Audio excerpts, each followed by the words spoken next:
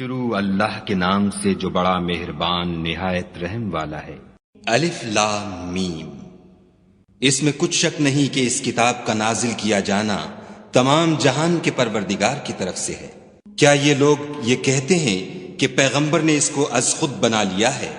نہیں، بلکہ وہ تمہارے پروردگار کی طرف سے برحق ہے، تاکہ تم ان لوگوں کو ہدایت کرو جن کے پاس تم سے پہلے کوئی ہدایت کرنے والا نہیں آیا، تاکہ یہ رستے پر چلے۔ خدا ہی تو ہے جس نے آسمانوں اور زمین کو اور جو چیزیں ان دونوں میں ہیں سب کو 6 دن میں پیدا کیا، پھر عرش پر قائم ہوا۔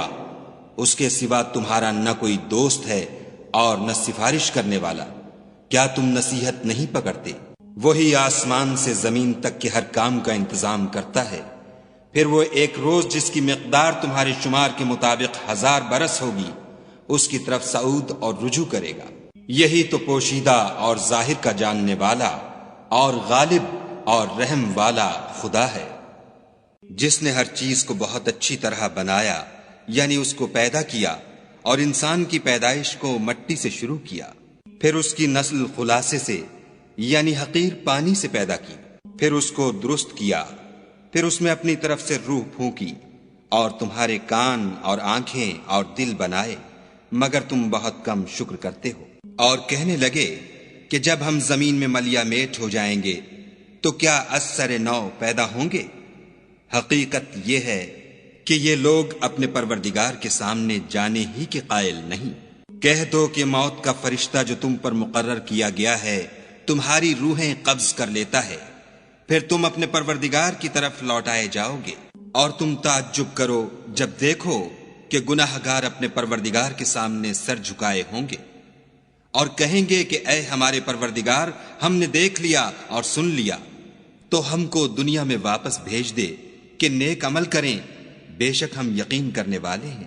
اور اگر ہم چاہتے تو ہر شخص کو ہدایت دے دیتے، لیکن میری طرف سے یہ بات قرار پا چکی ہے کہ میں دوزخ کو جنوں اور انسانوں سب سے بھر دوں گا۔ سو اب آگ کے مزے چکھو، اس لیے کہ تم نے اس دن کے آنے کو بھلا رکھا تھا۔ آج ہم بھی تمہیں بھلا دیں گے، اور جو کام تم کرتے تھے ان کی سزا میں ہمیشہ کے عذاب کے مزے چکھتے رہو۔ ہماری آیتوں پر تو وہی لوگ ایمان لاتے ہیں کہ جب ان کو ان سے نصیحت کی جاتی ہے تو سجدے میں گر پڑتے اور اپنے پروردگار کی تعریف کے ساتھ تسبیح کرتے ہیں اور غرور نہیں کرتے۔ ان کے پہلو بچھونوں سے الگ رہتے ہیں، اور وہ اپنے پروردگار کو خوف اور امید سے پکارتے، اور جو مال ہم نے ان کو دیا ہے اس میں سے خرچ کرتے ہیں۔ کوئی متنفس نہیں جانتا کہ ان کے لیے کیسی آنکھوں کی ٹھنڈک چھپا کر رکھی گئی ہے۔ یہ ان اعمال کا صلہ ہے جو وہ کرتے تھے۔ بھلا جو مومن ہو وہ اس شخص کی طرح ہو سکتا ہے جو نافرمان ہو؟ دونوں برابر نہیں ہو سکتے۔ جو لوگ ایمان لائے اور نیک عمل کرتے رہے ان کے رہنے کے لیے باغ ہیں، یہ مہمانی ان کاموں کی جزا ہے جو وہ کرتے تھے۔ اور جنہوں نے نافرمانی کی ان کے رہنے کے لیے دوزخ ہے، جب چاہیں گے کہ اس میں سے نکل جائیں تو اس میں لوٹا دیے جائیں گے، اور ان سے کہا جائے گا کہ جس دوزخ کے عذاب کو تم جھوٹ سمجھتے تھے اس کے مزے چکھو، اور ہم ان کو قیامت کے بڑے عذاب کے سوا عذاب دنیا کا بھی مزہ چکھائیں گے، شاید ہماری طرف لوٹائیں۔ اور اس شخص سے بڑھ کر ظالم کون جس کو اس کے پروردگار کی آیتوں سے نصیحت کی جائے تو وہ ان سے منہ پھیر لے۔ ہم گناہ گاروں سے ضرور بدلہ لینے والے ہیں۔